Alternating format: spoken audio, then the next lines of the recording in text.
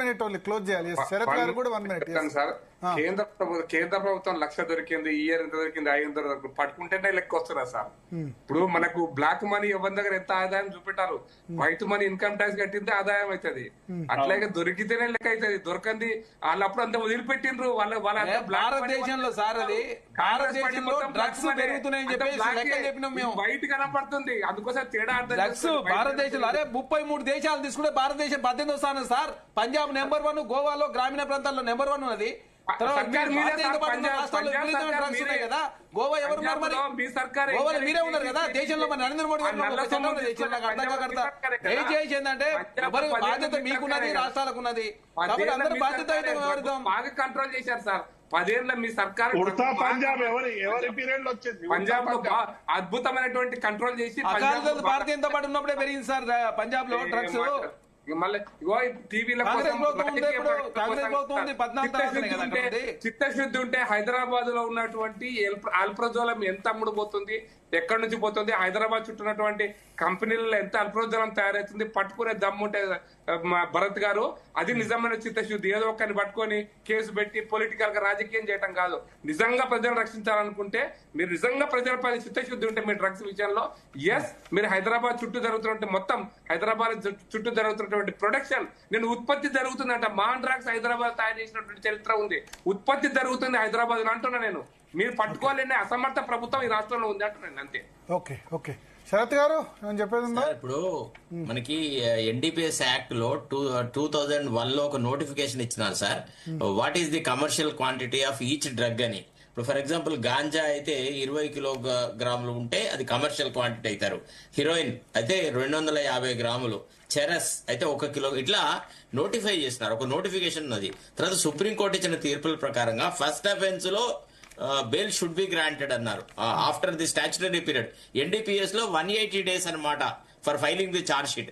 ఆ పీరియడ్ తర్వాత once charge sheet is file, first offence లో ఏం చేస్తారంటే బెయిల్ ఇస్తారు. అది సుప్రీంకోర్టు జడ్జ్మెంట్ల ప్రకారంగా జరిగేది. తర్వాత రెండోది ఏంటంటే మన దగ్గర తెలంగాణలో బీఆర్ఎస్ ప్రభుత్వం ఉన్నప్పుడు మేమేం చేసినామంటే అంటే ఒక పద్ధతి ప్రకారంగా ఈ డ్రగ్స్ దాంట్లో ఇన్వాల్వ్ అయితే ఫస్ట్ అఫెన్స్ లో కూడా పీడీ యాక్ట్ పెట్టినారు. అప్పుడు అంటే ప్రివెంటివ్ డిటెన్షన్ పెట్టినారు. పెడితే ఒక పర్టికులర్ అడ్వకేట్ ఈ కేసులలో చాలా నిష్ణాతులు అనమాట. ఇక వాళ్ళు నిలబడితే బెయిల్ వచ్చుడు అనే లెవెల్లో వచ్చేసింది. ఆ తర్వాత సబ్జెక్టు నాకు మార్చిన తర్వాత ఆ ఫస్ట్ అఫెన్స్ లో కూడా we should be very strict, we shall not have any tolerance towards it అని. అసలు ఈవెన్ ఫస్ట్ అఫెన్స్ లో కూడా మేము ఇది అది ప్రివెంటివ్ డిటెన్షన్ చేసిన సందర్భాలే. అయితే సుప్రీంకోర్టు తీర్పుల ప్రకారంగా హైకోర్టు నడవాల్సి ఉంటుంది. ఆర్టికల్ 142 కింద వాళ్ళు what ever the supreme court says is the important thing. అయితే శరత్ గారు నేను ఒక పాయింట్ ఏంటంటే ఇప్పుడు వీళ్ళు కన్జ్యూమ్ చేసినారు కానీ కింద ఉంది కదా చట్టం అయితే కన్జ్యూమ్ చేసినట్టు కదా. వీళ్ళని ఇంట్రాగేట్ చేస్తే వీళ్ళు ఎక్కడ కొన్నారో దొరకాలి కదా. ఒరిజినల్ బై అంటే సెల్లర్ అక్కడ దొరుకుతాడు కదా. ఆ సెల్లర్ దొరకబట్టే దాంట్లో అందరు సెల్లర్స్ విషయంలో దొరికిన అందరు కన్జ్యూమర్స్ సెల్లర్ దొరకబట్టే విషయంలో ఘోరంగా విఫలమైనటువంటి ప్రభుత్వాలు. నేను మీతో ఒక్క విషయంలో ఏకీభవిస్తాను సార్. డెఫినెట్లీ యనమల రామకృష్ణుడు బంధువు కాబట్టే law is very soft towards Putta Mahesh. లేకపోతే వాడిని కూడా తీసి తోసేవాళ్ళు. అందులో ఆయన డైరెక్ట్ ఓపెన్ గా ఈరోజు శాసనసభలో చెప్పాడు చంద్రబాబు నాయుడు నాకు గురువు అని. ఇంకా ఏం కావాలి సార్? ఇక వాడిని మనం రాజకీయాలకు పోతలేండి. సో థ్యాంక్ యూ శరత్ గారు, ప్రకాష్ రెడ్డి గారు, చరణ్ కౌశిక్ గారు, అదేవిధంగా దేవిప్రసాద్ గారు. మొత్తానికి ఒకటే, డ్రగ్స్ విషయంలో ఉక్కు పాదం మోపాలి, నార్మల్ కాదు. డ్రగ్స్ సేవించే వాళ్ళైనా, ఎందుకంటే సేవించే వాళ్ళ లైఫ్ కూడా ఖరాబ్ అవుద్ది. సరే బలిసి కొట్టుకుంటున్న వాళ్ళు మనం ఏం చేయలేము. 100 కోట్లు ఉన్న వాళ్ళు డ్రగ్స్ ఉంటే మళ్ళీ అడిక్షన్ సెంటర్లో చేరుతారేమో. బట్ అల్టిమేట్గా విద్యార్థులకి, చిన్నపిల్లలకి వ్యాపిస్తుంది కల్చర్. ఇది ఆందోళనకరం.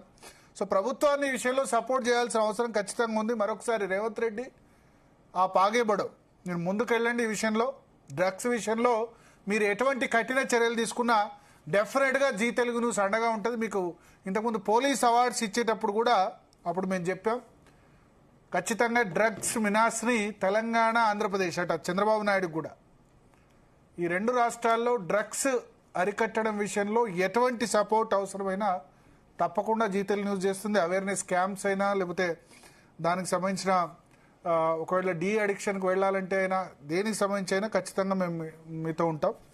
మొత్తానికి ఈ మెనాస్ను అరికట్టాల్సిన అవసరం ఉంది. పొలిటికల్ బ్లేమ్ గేమ్ కంటే కూడా ఆ దిశగా ఆలోచించాల్సిన అవసరం అయితే కనిపిస్తుంది. ఇది వాళ్ళ DNA.